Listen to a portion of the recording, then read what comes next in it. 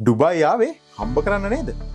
ඒත් සල්ලි හම්බ කරලා ඉවර වෙද්දි ඒ සල්ලි වියදම් කරන්නවත් ඔබේ ශරීරය නිරෝගීව ඉතුරු වෙයිද? පැය ගණන් හිටගෙන වැඩ කරලා ධනිස් ගෙවිලද? බර උස්සලා කොන්ද පණ නැති වෙලා වගේ දැනෙනවද? හැමදාම රැට නිදාගන්නේ පේන් කිලර් එකක් බීලා නම් මතක තියාගන්න. ඔබ කරන්නේ ඔබේ ශරීරයට දෙන తాවකාලික අල්ලසක් විතරයි. ඒ වේදනානාශක වලින් ඔබේ ලෙඩේ සුව වෙන්නේ නැහැ. වෙන්නේ වකුගඩු ටික ලෙඩ වෙන එක විතරයි. දැන් මේ දුක් විඳීම නවත්තන්න කාලය හරි. ලංකාවේ පාරම්පරික හෙළවෙදකමේ මහා අනුභවය දැන් ඩුබායි වලින් ඔබට.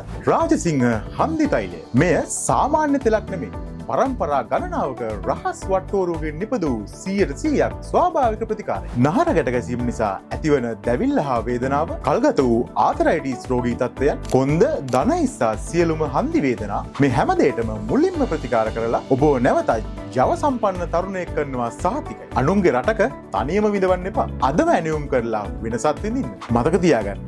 ඔබ ලෙඩ වුණොත් ගෙදරින්න අයත් අසරණ. ඒ නිසා ඔබේ සෞඛ්‍ය ගැන අදම හිතන්න. ඇනවීම් කිරීමට පහත බටන් එක දැම්ම ක්ලික් කරන්න.